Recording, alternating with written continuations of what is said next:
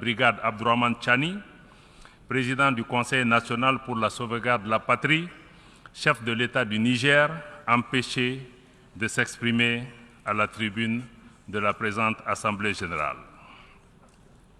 Avant tout propos, je voudrais renouveler la compassion des autorités et du peuple du Mali aux autorités et au peuple du Maroc, de la Libye, de la Turquie et de la Syrie suite aux catastrophes naturelles qui ont endeuillé ces pays frères. Monsieur le Président, la paix et la sécurité restent la priorité des populations du Mali et du Sahel. Après plus d'une décennie de violences aux conséquences particulièrement dévastatrices. Pourtant, cette région était connue comme un havre de paix, de cohésion sociale et de vivre ensemble entre les communautés qui la composent. Pour sa part, le Mali a décidé de changer de paradigme et de prendre son destin en main.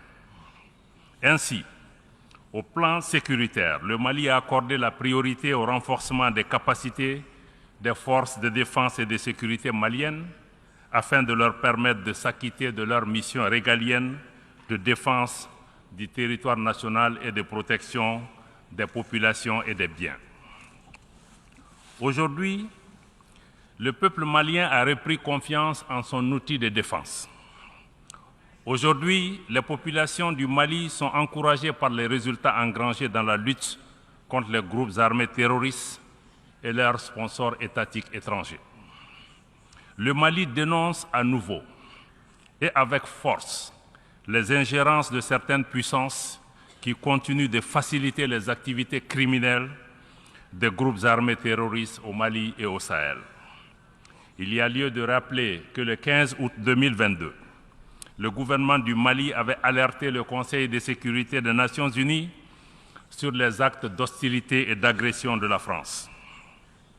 Au lieu de cesser ces agissements, ce pays membre permanent du Conseil de sécurité des Nations Unies continue en toute impunité ces manœuvres de déstabilisation du Mali et du Sahel, comme en témoigne la récente libération des terroristes dans la zone des 3 frontières du Burkina Faso, du Mali et du Niger, en dehors de tout cadre judiciaire et à l'insu des États concernés, pour perpétrer plus d'actions terroristes contre nos populations civiles et nos forces de défense et de sécurité.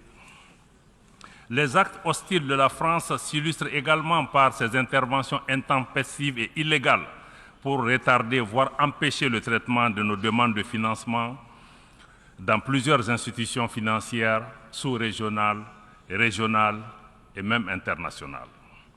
Dans le même ordre d'idées, il est regrettable que le même pays, la France, tente et même parfois parvienne malheureusement à instrumentaliser des organisations régionales africaines opposant des pays frères les uns aux autres uniquement pour ses intérêts géopolitiques dans une démarche néocoloniale et paternaliste. Monsieur le Président, le Mali est conscient du fait que l'action militaire seule ne suffit pas pour enrayer de manière durable les défis complexes liés au terrorisme et à certaines problématiques de la gouvernance du pays. C'est la raison pour laquelle le gouvernement s'est doté d'une stratégie intégrée qui comprend les réformes politiques et institutionnelles, le volet développement, la prise en compte des préoccupations spécifiques de la jeunesse, des femmes, y compris l'emploi et leur représentation dans les instances de décision au niveau local et national. Pour créer les conditions permettant de réaliser les aspirations profondes des populations maliennes au changement, le gouvernement s'est engagé dans la mise en œuvre de réformes politiques et institutionnelles nécessaires à la refondation de l'État. Participe de cette dynamique l'organisation réussie le 18 juin 2023 du référendum sur la nouvelle constitution du Mali, adoptée à plus de 96%. Sa promulgation par le chef de l'État le 22 juillet 2023 consacre l'avènement de la 4e République du Mali. En passant ce cap, le gouvernement donne le gage d'une volonté réelle pour le retour à un ordre constitutionnel apaisé et sécurisé, y compris l'organisation dans les tout prochains mois des élections générales. Monsieur le Président, après 10 ans de présence dans mon pays, la réponse internationale aux défis sécuritaires du Mali n'a pas été à la hauteur des menaces. Les attentes des populations maliennes, maintes fois exprimées par les autorités, ont ainsi été souvent ignorées. La mission des Nations Unies au Mali, MINUSMA, n'a pas été en mesure d'aider le Mali à rétablir son autorité sur l'ensemble de son territoire, en dépit cependant des moyens importants investis en elle ces 10 dernières années. Durant sa présence sur le territoire national, la situation sécuritaire, malheureusement, n'a fait que se dégrader. L'insécurité qui était cantonnée dans les régions du nord du Mali au moment du déploiement de la mission des Nations Unies en 2013 a atteint les régions du centre et du sud. Cette propagation de l'insécurité est fort heureusement en cours de fléchissement grâce au succès indéniable remporté sur le terrain par les forces armées maliennes, malgré les défis inhérents à ce type d'opération. En dépit des difficultés rencontrées par la MINUSMA, dues à l'inadaptation de la mission au contexte sécuritaire, à savoir le maintien de la paix dans un environnement où il n'y a pas de paix à maintenir, le gouvernement du Mali s'était accommodé cependant de la présence passive de la mission. Cependant, il était devenu inacceptable pour le gouvernement du Mali de laisser la MINUSMA continuer à devenir partie du problème, en aggravant les tensions entre nos communautés à travers l'instrumentalisation de la question des droits de l'homme à des fins politiques et servant ainsi des agendas extérieurs de pays hostiles au Mali. C'est ainsi qu'après une évaluation exhaustive, le gouvernement du Mali a demandé en juin 2023 le retrait sans délai de la MINUSMA et nous sommes heureux que le Conseil de sécurité des Nations Unies ait accédé à notre requête. Le gouvernement du Mali travaille avec la MINUSMA en vue de son retrait ordonné, coordonné et sécurisé, et c'est dans le délai imparti du 31 décembre 2023. Conformément aux dispositions pertinentes de la résolution 2690 adoptée le 30 juin 2023 par le Conseil de sécurité. Le gouvernement de la République du Mali n'envisage pas de proroger ce délai. Le gouvernement rassure les populations maliennes et la communauté internationale que toutes les dispositions sont prises pour assurer la continuité des services de l'État après le départ de la MINUSMA. La première phase du processus de retrait s'est achevée et la seconde phase est déjà engagée. Certes, la MINUSMA n'a pas été capable de remplir son mandat, mais le gouvernement et le peuple malien restent reconnaissants pour les efforts et les sacrifices consentis durant les 10 dernières années au Mali. Je rends ici hommage à la mémoire de toutes les victimes, civiles comme militaires, maliennes comme étrangères tombées au champ d'honneur au Mali. Pour autant, le retrait de la MINUSMA ne signifie pas la fin de la coopération entre le Mali et l'Organisation des Nations Unies. Bien au contraire, mon pays tient à son appartenance à l'ONU et le gouvernement reste engagé en faveur des principes et des nobles idéaux de la Charte. De même, le Mali renouvelle son engagement à coopérer avec l'ensemble des États du monde qui le souhaitent et qui respectent les principes fondamentaux de la politique extérieure de mon pays. Dans une dynamique d'appropriation nationale, le gouvernement s'attelle à poursuivre la mise en œuvre efficiente et intelligente de l'accord pour la paix et la réconciliation issu du processus d'Alger avec nos frères des mouvements signataires qui le souhaitent. Nous nous réjouissons du chemin parcouru depuis la signature de cet accord en 2015, y compris l'adoption de la nouvelle constitution qui prend en charge plusieurs dispositions de l'accord, et le gouvernement a décidé de privilégier désormais le dialogue intermalien pour la poursuite du processus de paix avec les groupes signataires. Le gouvernement est conscient des défis qui jalonnent le chemin vers la paix. à l'instar de la série macabre d'attaques terroristes perpétrées sans discernement contre les populations civiles, les éléments des forces de défense et de sécurité maliennes. L'attentat sauvage et barbare contre le bateau Tombouctou et les assauts sur les camps des villes de Bamba, Gao et Bourem entre le 7 et le 12 septembre dernier illustrent la cruauté de ces groupes terroristes et criminels en bande organisée qui agressent lâchement des cibles comme les femmes et les enfants. Au nom du chef de l'État du Mali, du gouvernement et du peuple malien, je tiens à remercier toutes les nations amies et organisations internationales qui ont manifesté leur compassion et leur solidarité à l'occasion de ces événements tragiques.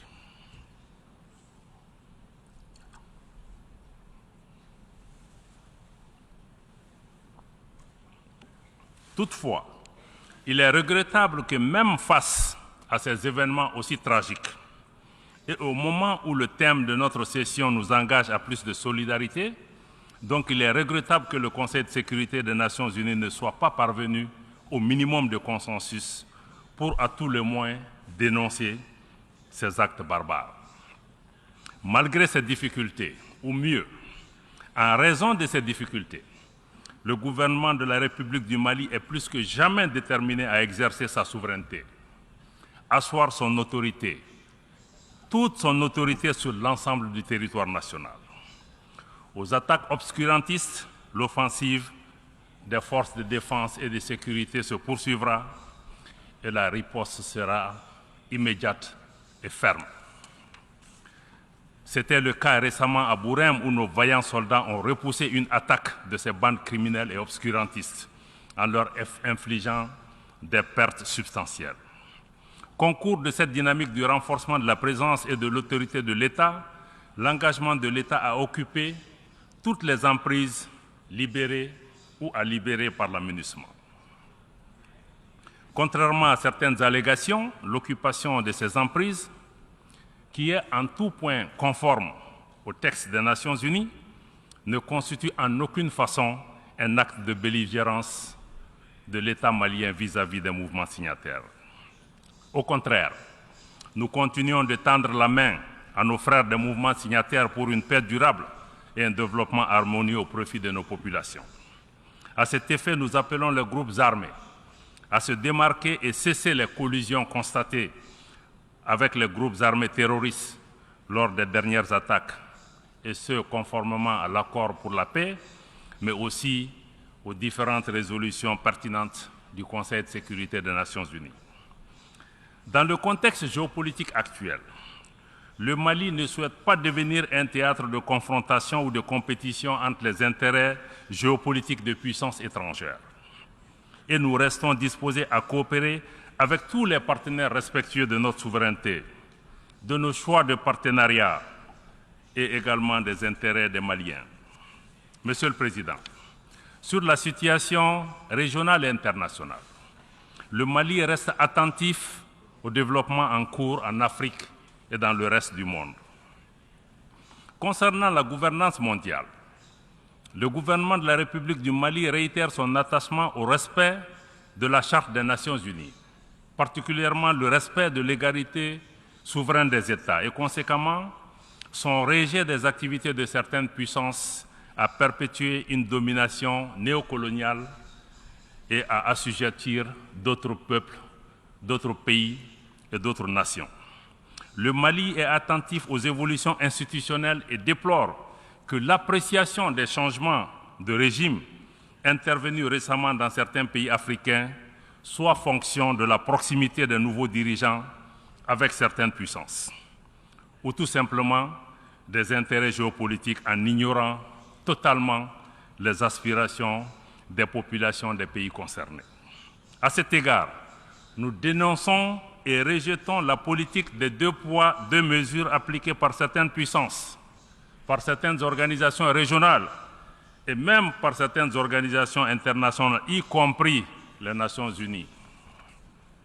Cette incohérence et cette instrumentalisation ne font que décrédibiliser nos organisations aux yeux des populations et de l'opinion publique, érodant ainsi leur confiance en ces institutions qui sont désormais perçues comme détournées de leur vocation première. Certaines organisations sont utilisées en dehors de tout cadre légal ou communautaire comme des armes contre les pays et les populations qui y ont souscrit librement au prix parfois d'un transfert de souveraineté. Ces organisations se transforment ainsi en instruments de perpétuation et d'imposition d'un ordre colonial et hégémonique. De manière spécifique, nous suivons avec intérêt l'évolution de la situation au Niger depuis le 26 juillet 2023. Le peuple et le gouvernement du Mali réitèrent leur solidarité et leur soutien total au gouvernement et au peuple du Niger, pays frères, voisins et amis.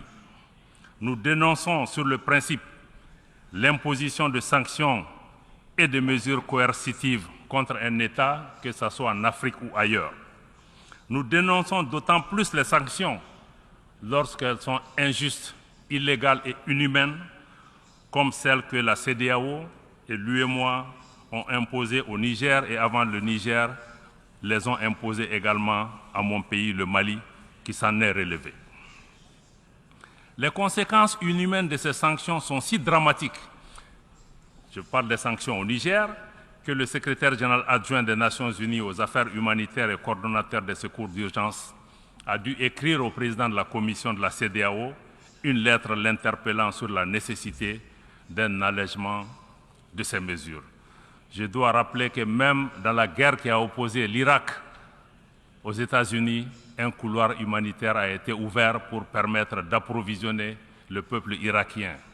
Comment se fait-il que nous qui sommes dans ces organisations fondées sur la solidarité et sur la fraternité, nous puissions punir nos propres voisins, nos propres frères, en les empêchant d'avoir la nourriture, en les empêchant d'avoir des médicaments. Par ailleurs, le Mali reste fortement opposé à toute intervention militaire de la CEDEAO aux conséquences désastreuses pour le Niger, mais aussi pour l'ensemble de la région. Toute intervention militaire au Niger, j'allais dire toute agression, toute invasion de ce pays, constitue une menace directe à la paix et à la sécurité du Mali, mais aussi à la paix et à la sécurité de la région et aura nécessairement des conséquences sérieuses. Nous ne resterons pas les bras croisés. Il est primordial d'éviter de reproduire les graves erreurs d'un passé relativement récent. Il vous souviendra qu'en 2011, en dépit de l'opposition ferme et des mises en garde des dirigeants africains, le Conseil de sécurité des Nations Unies a décidé malheureusement d'autoriser une intervention militaire de l'OTAN en Libye, dont les conséquences ont déstabilisé durablement ce pays frère et l'ensemble de la région. Cette guerre de l'OTAN en Libye est à l'origine de l'expansion du terrorisme et de l'extrémisme violent dans la région du Sahel, avec son lot de victimes innocentes et de destruction. C'est pourquoi nous ne nous lasserons jamais de rappeler cette responsabilité internationale dans la tragédie humaine que vivent la Libye et les pays du Sahel depuis cette intervention. Aussi, au nom de toutes les victimes de 2011 à aujourd'hui, des dizaines de milliers de morts, des millions de personnes déplacées et réfugiées, nous réclamons justice, nous demandons réparation. Mais surtout, nous demandons que la communauté internationale assume ses responsabilités et tire toutes les conséquences de cette intervention militaire hasardeuse des grandes puissances dans un pays tiers. Il est crucial d'éviter de reproduire au Niger les erreurs commises en Libye et qui sont justement à l'origine de la dégradation de la situation dans toute la région du Sahel, y compris au Burkina Faso, au Mali et au Niger. Ceci est essentiel pour rétablir la confiance entre les nations, comme c'est le thème de notre session. Monsieur le Président, les multiples défis à la paix et à la sécurité internationale appellent à la réforme de l'architecture dédiée des Nations Unies.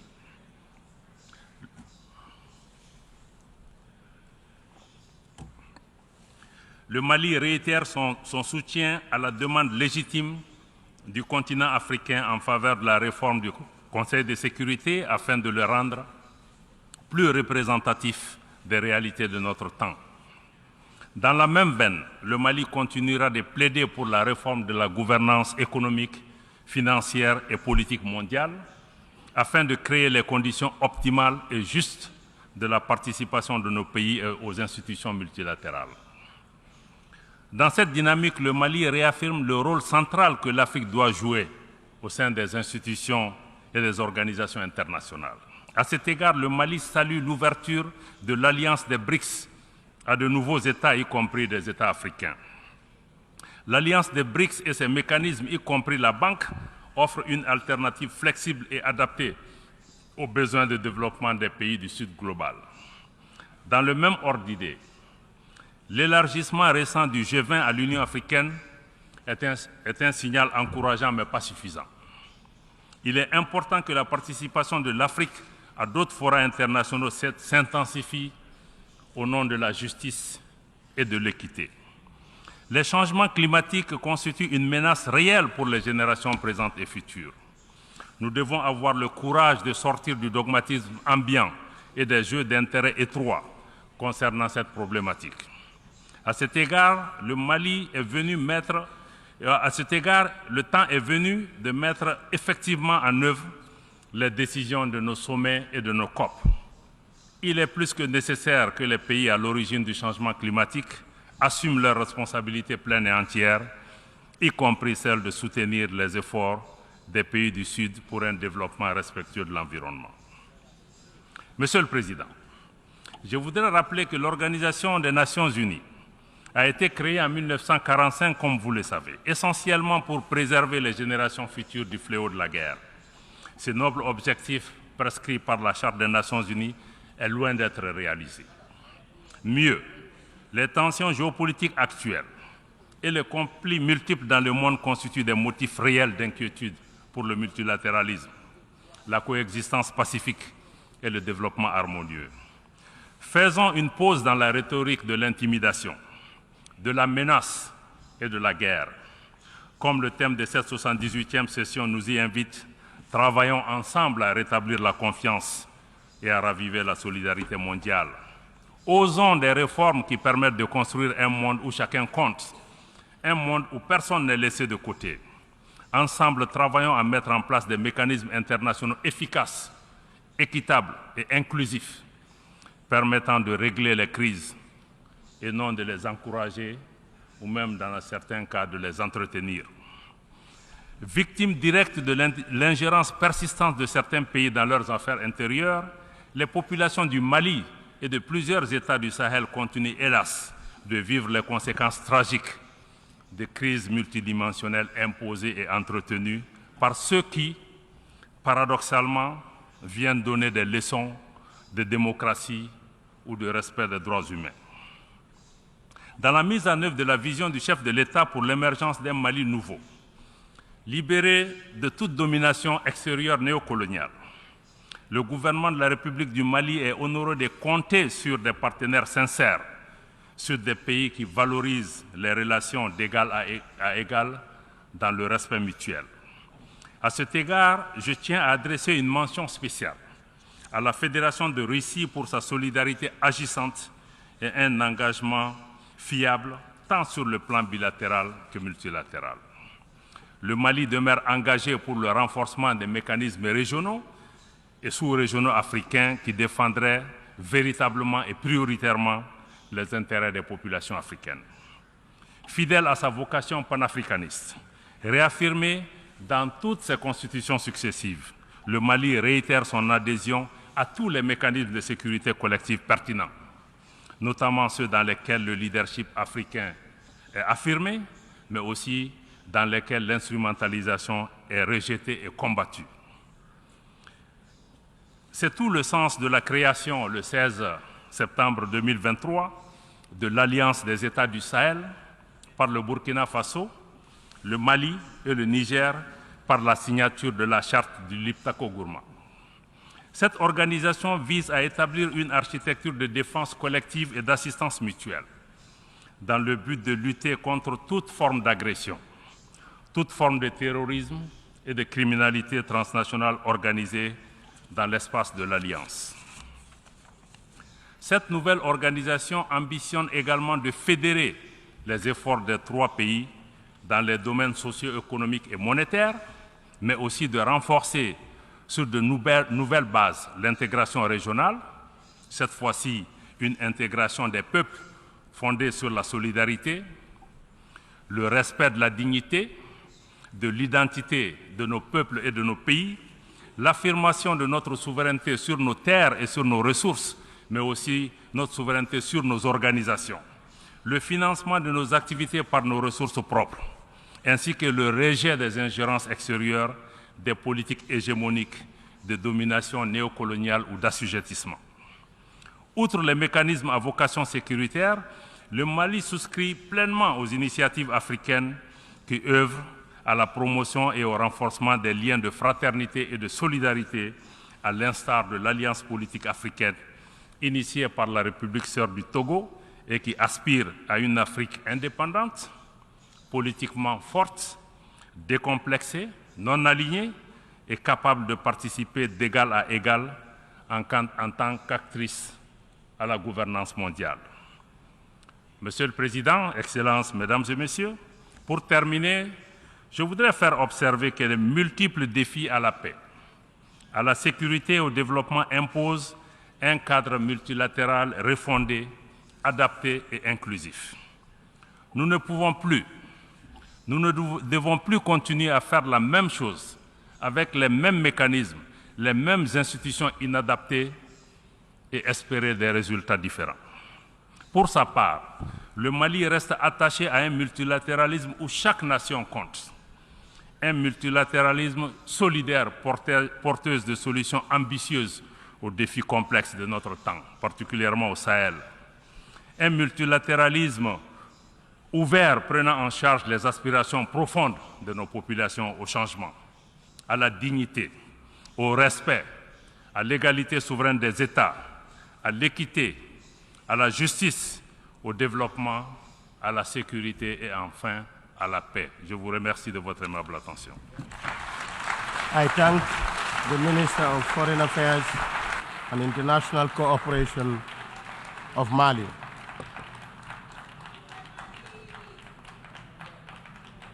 I now give the floor to Her Excellency Rem Ibrahim Al-Hassimi, Minister of State, International Cooperation of United Arab Emirates.